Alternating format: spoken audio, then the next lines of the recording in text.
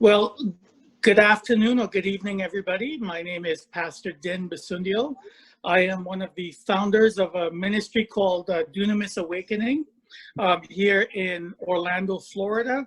It's part of a much larger ministry called 420 Fire, based on 1 Corinthians 4:20, which is, "For the kingdom of God is not in word, but in power," right?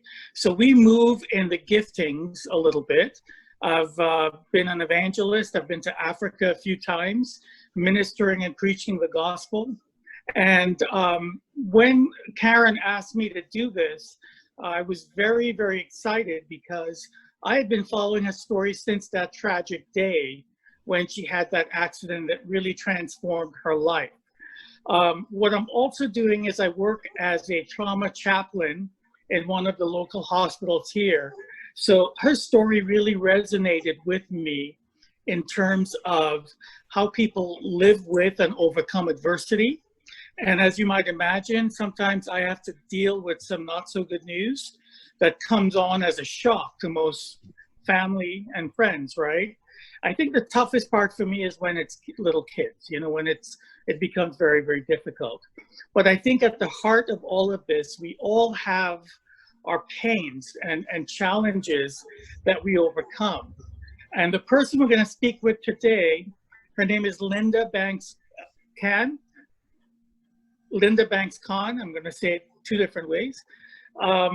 And she has a fascinating story that began in high school in terms of what her life was like, you know, coming out of her shell, if you will.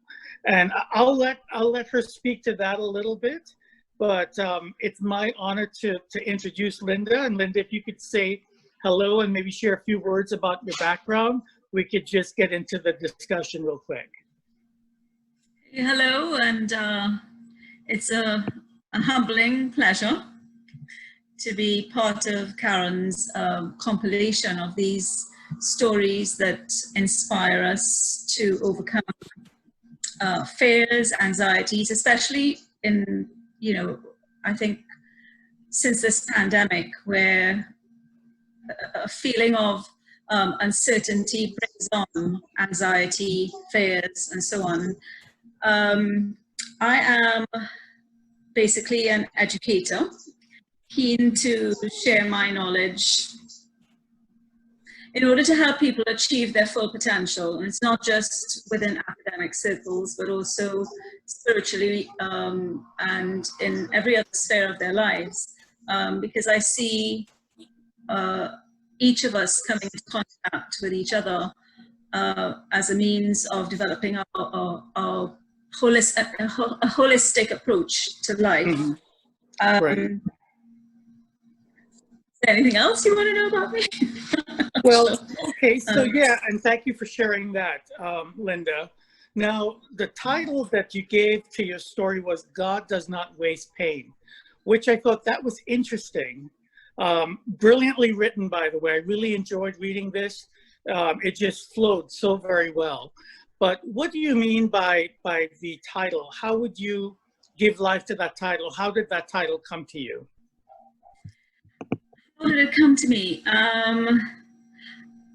I think it would. I read Rick Warren's 40 Days of Purpose several years ago, and I don't know if you know this, but I co-pastored with my husband the Anapausis chapel. Nice. Co-pastored for. But we ran a youth group when we were teenagers, and you know our ministries just evolved, and we've been married 34 years this year. So yeah, I would say about. Congratulations. Ministry. And we've come across a lot of, like you, people in need of some kind of hope in their lives. They come to us and in pain, basically in pain. But this story, Karen asked me to write. I run an organization for the English-speaking board here in Trinidad, and it's about public speaking. So I've shared this story verbally with a lot of people, a lot of my students, and the students range from primary right through secondary and to adults. We do an adult professional certificate as well in public speaking. And what I found when when I shared this experience with them verbally, I never actually thought of putting pen to paper until Karen came to present the certificates at one of our award ceremonies and shared the idea of doing this compilation. But when I think about it now, I like the title, but having looked at some of the other stories written by some of the other writers in this compilation, I just feel as if my experience is somewhat trite. I'm not sure if that's the right word to use, but it's the pain that that the others have shared, their painful journeys, by comparison to mine as a teenager, just doesn't compare in terms of the intensity. Maybe because I have overcome that and I'm now on a different journey with other painful experiences since that. But in conversation with Karen on emails and so on, she encouraged me to put pen to paper and share that experience. And so I did. Well, I would never try to minimize somebody's own experiences and fear. And in your life, especially as a teenager, I mean, that's very real, right? Yes, it is. The fact that you talked about the manifestations it was having on you of getting up and speaking in Form 6, and the perspiration and the anxiety and the worry and the peer pressure and the teachers and then the principal. I mean, I could tell that is stressful. I think the term you used was glossophobia. Did I say that right? Yes, yes. Which is really, really interesting because you basically turned that into logophilia. Philia, yes. Which you took the love of your writing and you used that as a way to overcome the fear. So when Karen came to you and asked you about writing this story, you know, I know for me, I'm putting myself in your shoes. It's kind of like confronting those demons all over again, becoming your teenage self to put pen to paper for this. What was that experience like for you after all these years? Well, as I said, I'd verbalize the experience for my students in order to inspire them, because the whole philosophy of the English Speaking Board presentation skills program is to inspire confidence so that every child or every student benefits from the experience. And but putting pen to paper was a different, I actually wrote it by hand first and then typed it up. I know people write straight off word processing, but that's not the way that I do things. And while putting pen to paper, yes, I did go back into that era of my life. But the additional stress there for me, and you know, as a child of God, you're not supposed to feel stressed, you know, according to in some circles, but I believe it's a real experience, and you know, God doesn't waste this pain. So in some ways, it was a bit painful putting pen to paper, because I had the additional stress of knowing that my writing. I teach English. I criticize other people's writing in terms of editing what they write. I mark students' essays, and we do descriptive writing, persuasive writing, and letter writing, and every form of writing. And I'm usually at the other end of the spectrum, editing and proofreading rather than doing the actual art of writing. And so I was very, very self-critical, and I think I might have attempted it. I can't even tell you how many times I attempted to write, and then when you read it, every time you read it, you feel as if, no, that could be expressed in a better way, or that's probably not the right word. So it was painful, actually, in more ways than one. I could imagine. So, you know, it reminds me of a meme I saw recently, right? Where it's a picture of a biodome, and it just talks about these scientists that were growing trees inside of this biodome, where they had the perfect conditions, the temperature and the soil and the care and feeding of these trees. And they couldn't figure out for the life of them why they would just fall over, right? Perfect conditions. And then it dawned on them after a while that the reason why these trees kept falling was because they grew up with no wind. Isn't that interesting? Exactly. And I thought of that as you were telling me this, because you've had not just winds, but you've had headwinds, right? Yes. That has shorn up and brought out your logophilia from your glossophobia. And I think that it's these types of experiences that make us who we are today. Oh, definitely. I believe every experience is meant to shape us.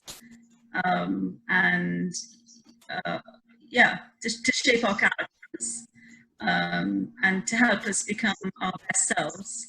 So it's different. I mean, and you know, this is, I keep thinking, yeah, that overcoming that fear of public speaking as a teenager evolved into my actually running an organization to help people overcome that fear themselves. And I would never have been able to do that had I, and empathize with their fear, had I not experienced it myself. Right. And that's so, part of character shaping. Right. That's interesting. Yeah. So now, of all professions for someone that went through this to do, you became a teacher, right? So I thought that was interesting. And what I took note of is the fact that you said, well, I put on a brave face. It was an act. When did it stop becoming an act for you and it became more natural or comfortable in your own skin to speak in front of others? I think I put on an act actually whenever I am in front of a crowd. It doesn't come naturally. It's still, I still do experience the very same flutterings in the stomach and the jitters and the perspiration and the flushed cheeks and everything else. But I've learned how to subsume them, how to control them. So yeah, I mean, I don't think that writing for me is a gift. I think it is a gift. But public speaking is not a gift. It has been a learned skill. So yeah, I wouldn't say it comes naturally, no. Okay, so I would like to firstly affirm your writing because it truly is a gift. It's very enjoyable. The ideas just flowed.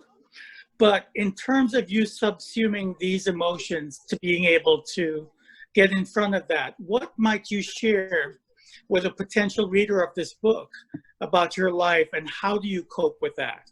Is there a specific tool or discipline that you use before you get in front of a group of people that you tell yourself or you affirm? Well, the prayer definitely helps. I ask God to speak through me so that I can share what He wants me to share with that particular audience. And it's not always, in fact, in most instances, it's not a Sunday morning audience. It's not a church audience. It's usually a secular audience.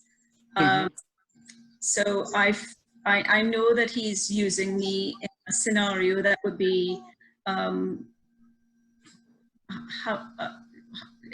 a secular experience. It's not as though you have a captive Christian audience there waiting to hear a word from God on a Sunday morning. This is speaking to teenagers or primary school children or people out there who don't necessarily have the same belief system that you, but God has put you there for a purpose. Amen. And I ask Him to speak through me. So that gives me a certain amount of confidence. And then with the English speaking board, you learn certain techniques, which I do share with my children. One of the most famous quotations we use is Richard Branson's practice makes perfect speakers. Mm-hmm.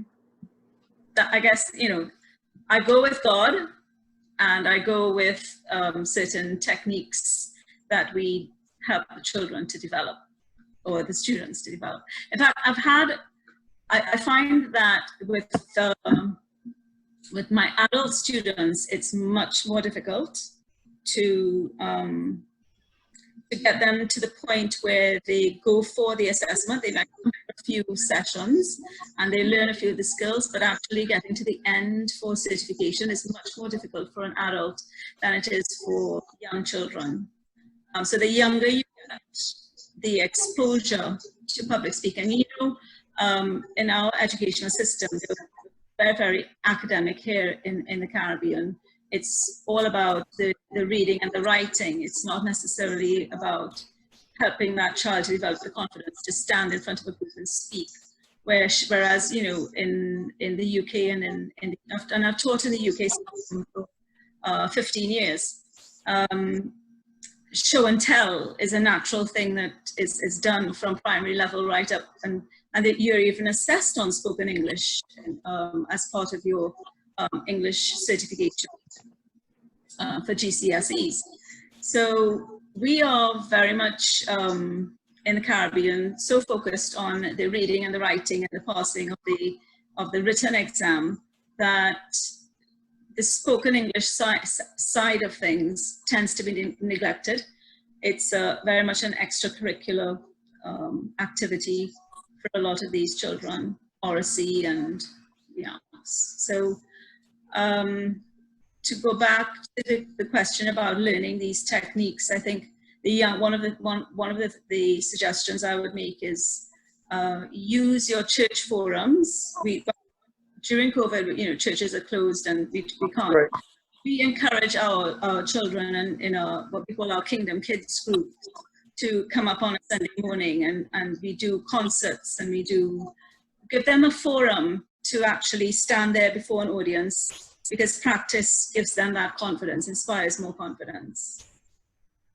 I think that's a great idea, because you're teaching them at a very early age how to express themselves publicly. Yes. And I just wonder if culturally, you know, because I think we all grew up in Trinidad, right? That wasn't as readily available to us. And it was either something you had with you naturally, or you didn't. And it's okay either way.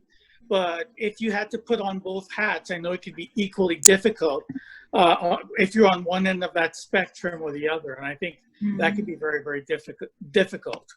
Yeah, because most of us are either introverts or extroverts. I'm naturally, I would think, I'm a natural introvert, but because of the way I was raised to be polite to people, to go out, to shake hands, to, you know, interact, I learned that behavior. But my husband is actually the opposite. He comes alive.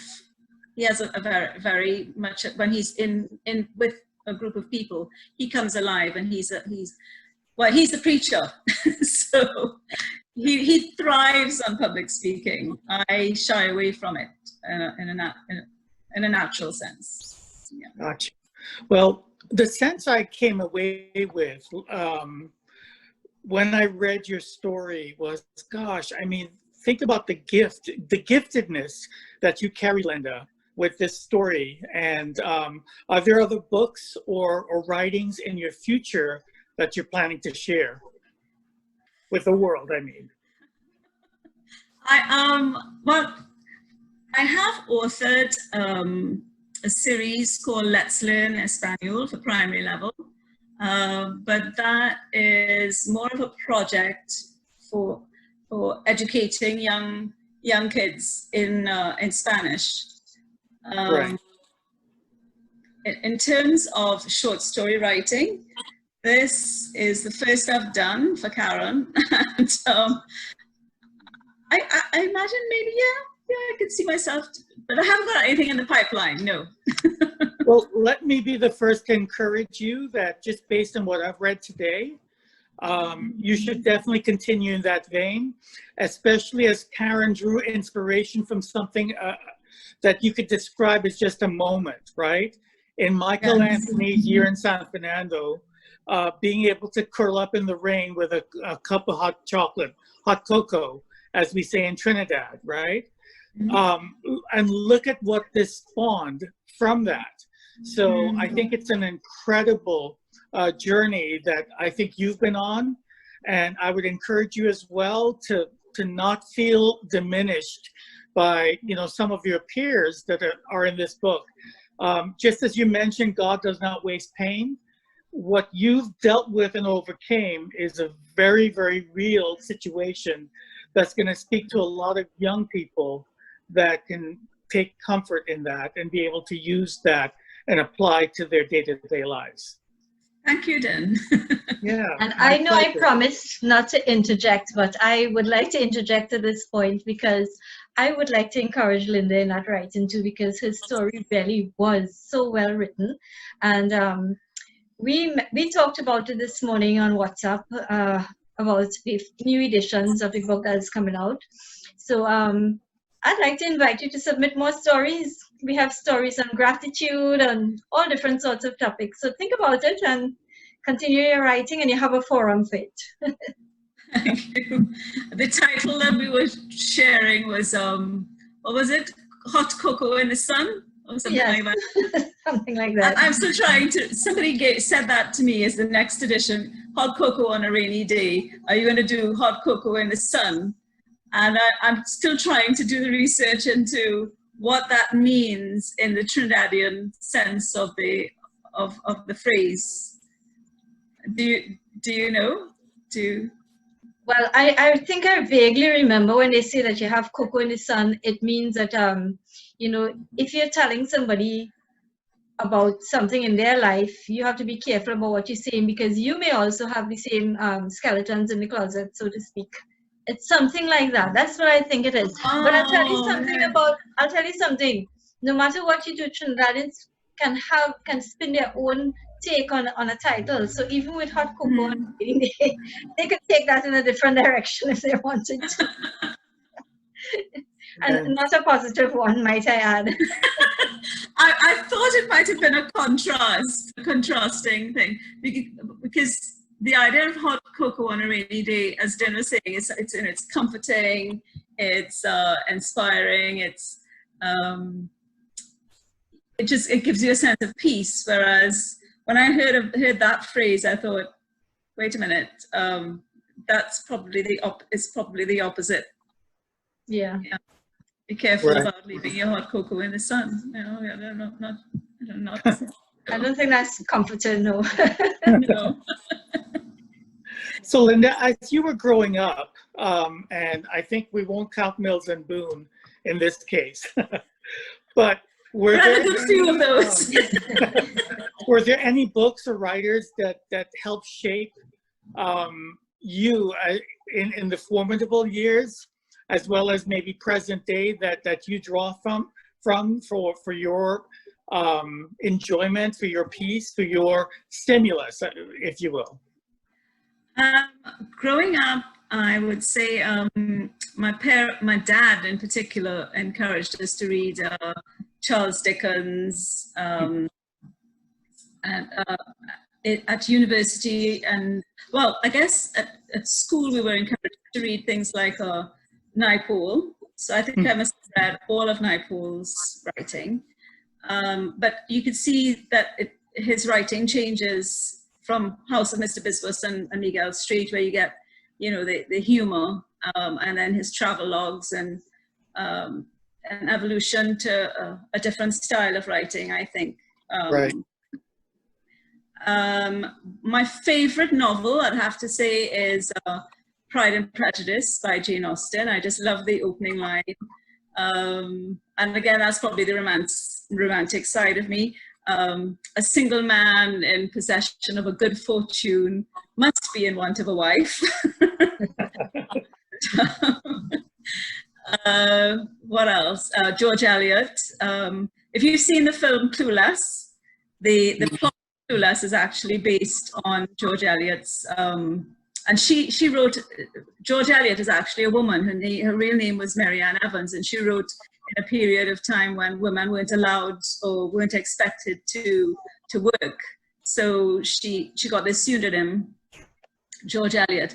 And that film Clueless with Alicia Silverstone, I think her name is, plot is actually based on George Eliot's novel Emma. It's a novel called Emma. Okay. That is all about, you know, the Victorian era or pre-Victorian era when women weren't. Marriage really was the essence of the goal of their lives. So an unmarried woman would have been considered somebody who had been left on the shelf and therefore had nothing to contribute to society. And the only other role left to her would be, if she were educated, would be as a governess. And so matchmaking is, you know, and within those societies was the essence of a woman's life. So, and then I moved on to do my master's in Afro-American literature, more focused on what would be called womanist writers, those who were facing not just the oppression of being in a male-dominated environment where writing was concerned or where even equal rights was concerned, but also racism. So, you know, a womanist was a writer who was defending a double oppression, the oppression of sexism as well as racism. Right. So, yeah, so writers like Maya Angelou, I had the pleasure of attending her 80th birthday party in South Bank a few years ago, and just that voice and her reading. She wrote things like "I Know Why the Cage Bird Sings," "Bluest Sky." No, Toni Morrison was another famous Black American writer I had the pleasure of meeting as well. And they're all very, very different in their styles, but I just love reading. So, Lynda, thank you so much for your time today and for sharing just a little piece of your life with us. I know certainly when you share like this, it makes one a little bit vulnerable, but if you had to try to convey to a potential reader of this story or to a young man or woman in primary or secondary school, what would you like, what message do you think your hope is that you would be conveying to that individual with God does not waste pain?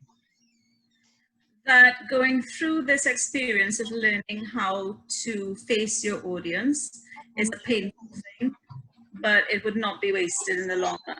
And I've seen it with so many of my students. It's that in itself is a reward for me, but to see them come through the end of an ESB training session or period and receive their certificates, knowing that they have put in the work and they've sacrificed and they have overcome the fear of hearing their own voice or speaking up or phrasing a question in a particular way, and right. Those are and they're doing this as an extracurricular. They're doing this as an extra. It's apart from what they're doing at school. Right, absolutely. So that that pain is not wasted. Yeah, absolutely, and that's certainly going to be an encouragement to a lot of students. So, Lynda, I'd like to thank you so much for your time today. You have just woven one piece of thread into the tapestry of life, and you've just made that story immortalized. I'd encourage you to do more. We'd love to see more of your threads. And Karen, thank you so much for making this possible. I've enjoyed meeting you, Lynda, and look forward to seeing more works in the future. Thank you, Din. That's a lovely image, the tapestry. And before we go, I'd just like to remind our viewers that the book will be available soon, and it will hot cocoa on a rainy day, 10+1 stories to warm your heart.